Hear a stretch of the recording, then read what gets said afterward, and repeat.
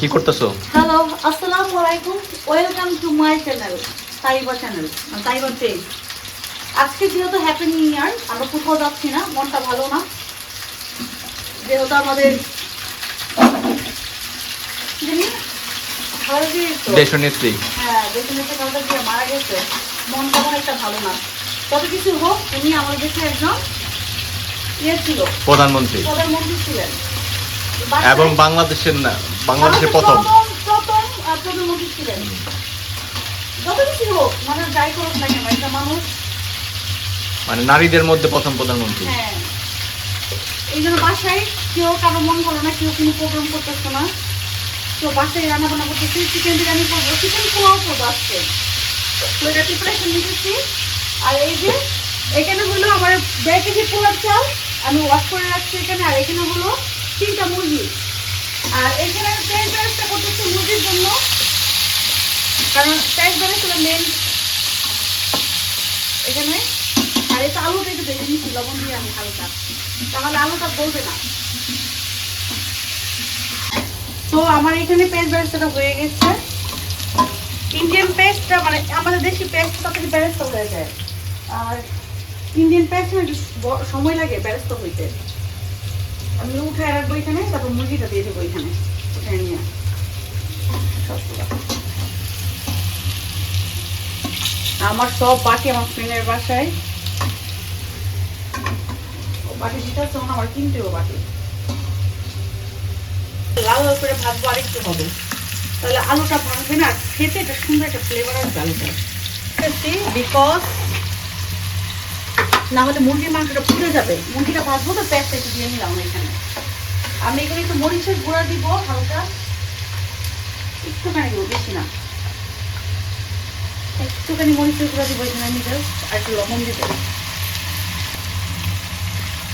তো মুরগিটা ভাজবো, মুরগিটা ভালো করে ক্লিন করে নিচ্ছি এখানে আমি।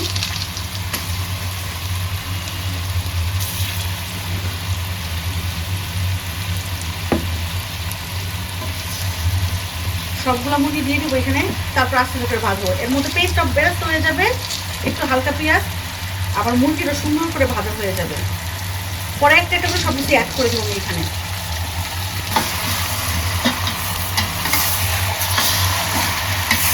আমি একটু রোস্ট স্টাইলে করবো এটা। মুরগিটা পাতিলটা ছোট হয়ে গেছে, একটু ঘি দিয়ে দিব। ঘি দিয়ে বাঁধবে না, ফ্লেভারটা একটু সুন্দর আসবে।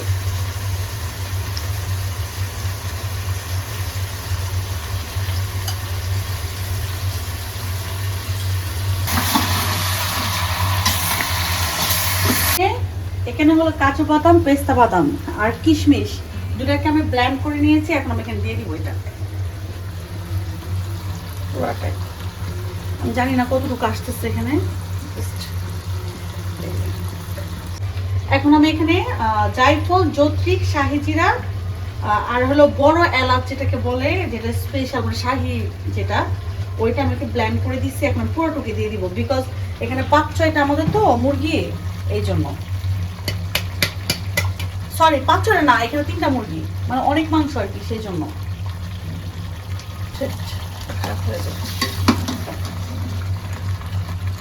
আমি এখানে ধনিয়ার গুঁড়া দিচ্ছি, হলুদ দিই নাই, মরিচের গুঁড়া আর কি, মানে সব উল্টাপাল্টা হয়ে গেছে আজকে আমার। আর টক দই ইউজ করবো, যেটা না হইলে একদম না। আর একটু দিব, দ্যাটস ইট।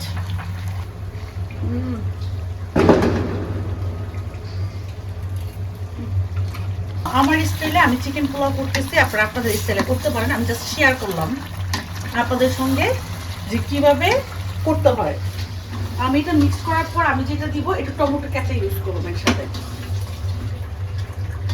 আলুটা দিয়ে দিব, কারণ আলুটা সিদ্ধ হওয়ার ব্যাপার আছে। মুরগি অনেক তাড়াতাড়ি সিদ্ধ হয়ে যায়, পাকিস্তানি ফার্মের মুরগি কিন্তু অনেক তাড়াতাড়ি করে সিদ্ধ হয়ে যায়। আলুটা দিয়ে দিব, আপনারা ইচ্ছা মতো ইউজ করতে পারেন আপনারা আলু ইউজ করবেন কিনা, বাট আমাদের আলু পছন্দ, দ্যাটস ওয়াই আমি আলুটা ইউজ করতেছি। আমি এখানে ইউজ করবো এখন বেরেস্তাটা। আমি জাস্ট ইউজ করবো, অল্প একটু বেরেস্তা ইউজ করবো, বেশি করবো না, জাস্ট কালারের জন্য, কারণ পরে আমার পেঁয়াজ বেরেস্তাটা লাগবে এখানে। পোলাওর সাথে। হ্যাঁ, ও যখন লেয়ার দিব না তখন আমার লাগবে এটা। আমি এখানে এখন যেহেতু এটা নাড়তে পারতেছি না, আমি নিচে মশলা একদম পুরোপুরি আমার কমপ্লিটলি এটা হয়ে গেছে। আমি এখন এখানে দুধ ইউজ করব, লিকুইড দুধ দিয়ে আমি একটু দমে রেখে দিব, তারপর আমি সাইডে পোলাওটা বসাই দিব। সো ওই চুলা থেকে আমি এখানে নিয়ে আসলাম, এটা আমি দুধ দিয়ে দিচ্ছি। এখন এখানে দুধটা দিয়ে দিতেছি। লাস্টের দিকে আমি একটু গুঁড়া দুধ দিব যখন হয়ে যাবে এটা। That's it. আর বাকিটা যাবে আমার পোলাওর মধ্যে যে দুধটা আছে। জাস্ট রাইসটা বাজার জন্য বড় পাতিল নিলাম, কারণ এইসব খাবার আসলে ছড়ানো পাতিলে করাটা বেটার আমি মনে করি। আমি দিয়ে দিলাম চাল, ঝরা দিয়ে দিয়েছিলাম চাল। আরে একটা রান্না বান্না করতে গেলে এই ধরনের রিসপুট 1.5 কেজি চাল নিছি। তো এখানে আমি অনেকে লবণের মাপটা পরে বুঝতে পারেন না বা পারফেক্ট হয় না। আমার হাত পুড়ে গেছে, ছেঁকা লাগছে। তো আপনারা কি করবেন, 1 কেজি চালের জন্য 1 মুঠ লবণ নিতে হবে এখানে, ঠিক আছে? আমার যেহেতু এখন লবণ দেওয়া আছে, আমি কি করব, যেহেতু 1.5 কেজি আমি 2 না হাফ নিব রাইসের জন্য। আপনার আন্দাজের উপরে রান্নাটা একদম নিজস্ব রান্না, এটা আপনার নিজের মতো করে করবেন। এটা এক জিনিস সবসময় মনে রাখবেন, সেটা হলো যে 1 কেজি চালের জন্য 1 মুঠ লবণ নিতে হয়। তাহলে আপনি 2 কেজি চালের জন্য 2 মুঠ লবণ নেবেন, তাহলে আপনার এটা পারফেক্ট হবে একদম। যদি আপনি রাইস করেন, শুধু পোলাও করেন সেক্ষেত্রে। আর যদি আপনার কোনো বিরিয়ানি কাচ্চি তেহারি করতে, আপনার মাথায় রাখতে হবে যে আমার যে কাচ্চির মাংস তৈরি করতেছি বা বিরিয়ানির মাংস তৈরি করতেছি বা আমি চিকেন পোলাও করার জন্য চিকেন রেডি করতেছি, ওইখানে আমার লবণ দেওয়া আছে, ওইটা বুঝে আপনারা লবণ দেবেন। এগুলো টিপস, ঠিক আছে? এগুলো রান্না করার টিপস। আমার এটা লাল লাল হয়ে থাকুক, আমি ভালো করে ভাজবো। আর একটু ভাজা হলে আমি ঘি দিয়ে দেবো। আমার চালটা একদম সুন্দর করে ঝরঝরা হয়ে বেজে একদম ঝরঝরা হয়ে গেছে আমার চালটা ভাজা, ঠিক আছে? এই যে ঝরঝরা। এখন আমি এখানে দিয়ে দেবো পানি, যাবে পানি। আমার পানির পরিমাণ একটু কম দিব এখানে।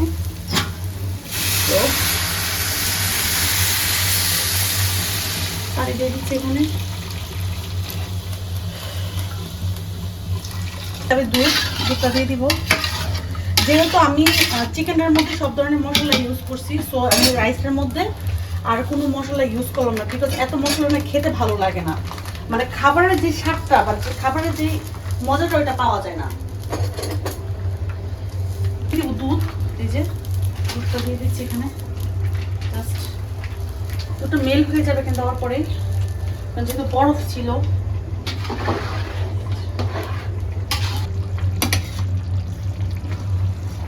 এখানে আমি একটু বেশিক্ষণ রাখতেছি কেন, বিকজ আলুটার জন্য। আমি চিকেন উঠায় ফেলবো একটু পরে, একটু পুরো দুধ ইউজ করবো, একটু উঠায় ফেলবো, একটু ভালো করে সিদ্ধ হোক।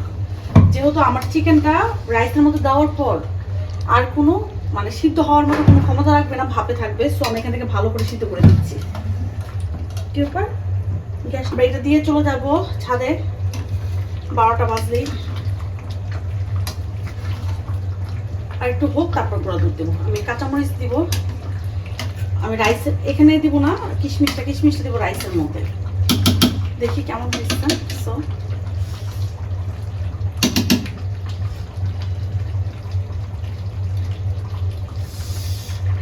সেই সত্যি সেই হয়েছে। মাংসটা একদম সিদ্ধ হয়ে গেছে আমার। দৌড় জলদি। কেমন ওদিকে তাকে রিভিউ দিবি, রিয়েল রিভিউ দিবি। আরেকটু মানে ভালো হয়েছে,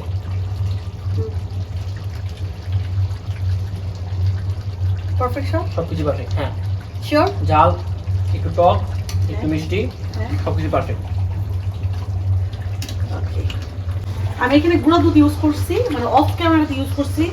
সব কিছু ওপেন ক্যামেরাতে করা যায় না আমার সময়ের স্বল্পতার কারণে। তো আমি এখন মিক্স করে দিচ্ছি গুঁড়া দুধটা এখানে। আপনারা স্বাদ মতো চিনি ইউজ করবেন। আমি কাঁচামরিচ দিয়ে দিচ্ছি। আর রাইসের মধ্যে আমি দিয়ে দিচ্ছি হলো আপনার একটু কি বলে কিশমিশ, কারণ কিশমিশটা বাচ্চারা খুবই পছন্দ করে। আর আমার কাছে মনে হয় যে চিকেন পোলাওটা করলে একটু কিশমিশের পরিমাণটা একটু বেশি দিলে আলু বকরা নাই, আমার বাসায় দেই নাই, হাতের কাছে নেই।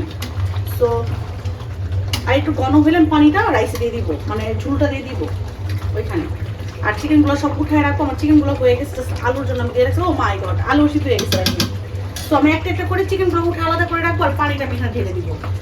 এখানে আমার রাইসটা মোটামুটি কমপ্লিট হয়ে গেছে একদম। ও মাই গড,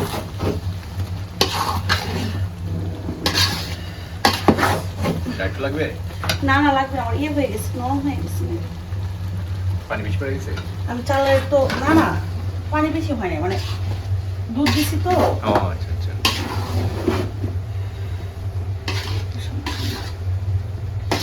অনেক সময় এরকম হয় যে চাল আমরা বুঝতে পারি না।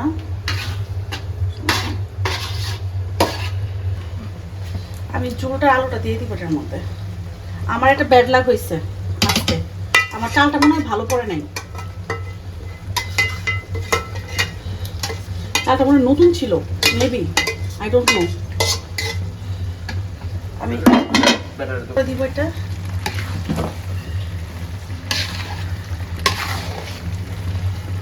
আমি জানি না কেমন হবে, আমার মনে হয় গেছি ধরা খাইছি আমি আজকে, আমি ধরা খাইছি। আমার একদম পানি টেনে নিচ্ছে, এখন হালকা পানি আছে, একটু আস্তে আস্তে ভাপের টেনে নিবে। আমি প্রত্যেকটা চিকেন সুন্দর করে এখানে বসাই দিব। জাস্ট অনেকে চালের ভিতরে বসে, আমি চালের উপর দিয়ে বসাবো, নাহলে আমার এই যে মুরগিটা একদম ছড়ায় যাবে পুরা। আমি একটা একটা করে সুন্দর করে উপরে দিয়ে দিব জাস্ট।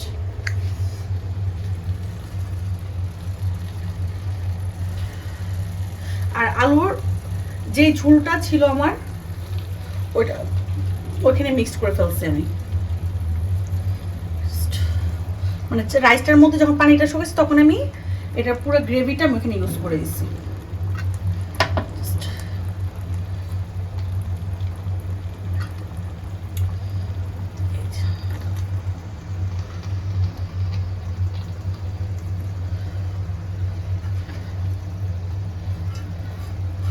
তারপরে এটার উপরে দিয়ে যাবে আমার বেরেস্তা, ভাপিতে ঢেকে রাখবো, ওর মতো হয়ে যাবে। সব সময় চাল কেনার সময় মাথায় রাখবেন, দোকানদারকে বলবেন যে চাল যেন পুরান হয়, কারণ নতুন চাল কিন্তু নরম হয়ে যায়। আমার অলরেডি কিন্তু আমার রাইসটা একটু নরম হয়ে গেছে, একদম ঝরঝরা হয় নাই। আর আমার না অনেক বিরক্ত লাগে যদি এগুলো ঝরঝরা না হয়। আমি এর উপরে দিয়ে পেঁয়াজ বেরেস্তা, উপরে দিয়ে পেঁয়াজ বেরেস্তা,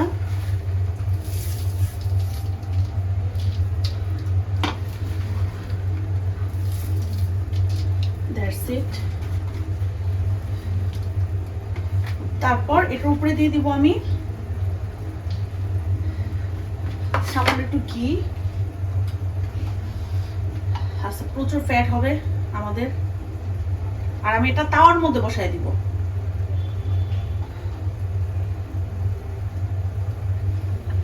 ঘি বাটার আপনারা আপনাদের মনের মতো করে আপনারা ইউজ করতে পারেন, কে কি করবেন কে কি করবেন না।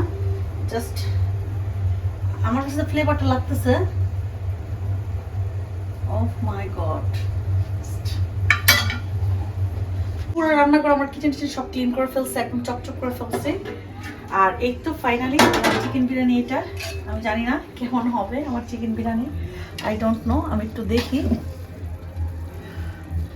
না না, আমি মনে করছিলাম একদম বুঝি নরম হয়ে গেছে, হয় নাই, পারফেক্টই আছে না। এখন আমাদের খাবার দাবারের পালা। সো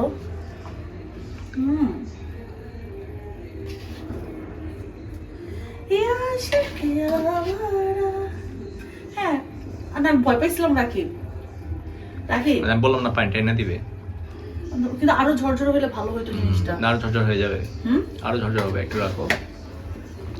আর একটু রাখবো? হ্যাঁ, আর দরকার নাই রাখার, হয়ে গেছে। কিন্তু চালটা ভালো পড়ে নাই, চালটা ভালো পড়ে নাই। অফকোর্স আপনারা জেনে নিবেন যে আপনাদের ইয়েটা ঠিক হয়েছে কিনা, মানে চালটা পুরনো কিনা। নতুন চাল অবশ্যই নিবেন না, মানে আপনার বিরিয়ানি, তেহারি, কাচ্চি, পোলাও ঝরঝরা না হলে কিন্তু ভালো লাগে না খেতে। আমি এখন সার্ভ করবো, এটা সবাইকে দিব। আর আমরা একটু পরে ছাদে যাবো হ্যাপি নিউ ইয়ার করতে। So everyone, happy new year. So আমরা খেতে বসছি ফাইনালি, আলহামদুলিল্লাহ। সবাই ট্রাই করবেন এভাবে। আমার শর্টকাটটা রান্না দেখাইছে।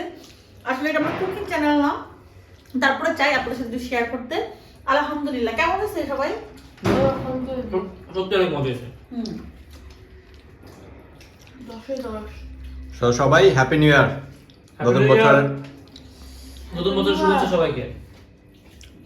ওয়েলকাম 2026 তারপর কিছু বলবা? সাবস্ক্রাইব করে দেন চ্যানেলটা। ওকে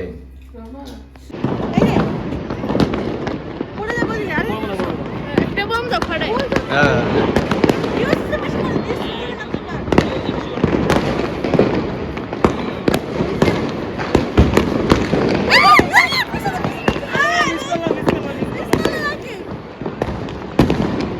আমি জানিতাছি, আমি বুঝে নিতাছি।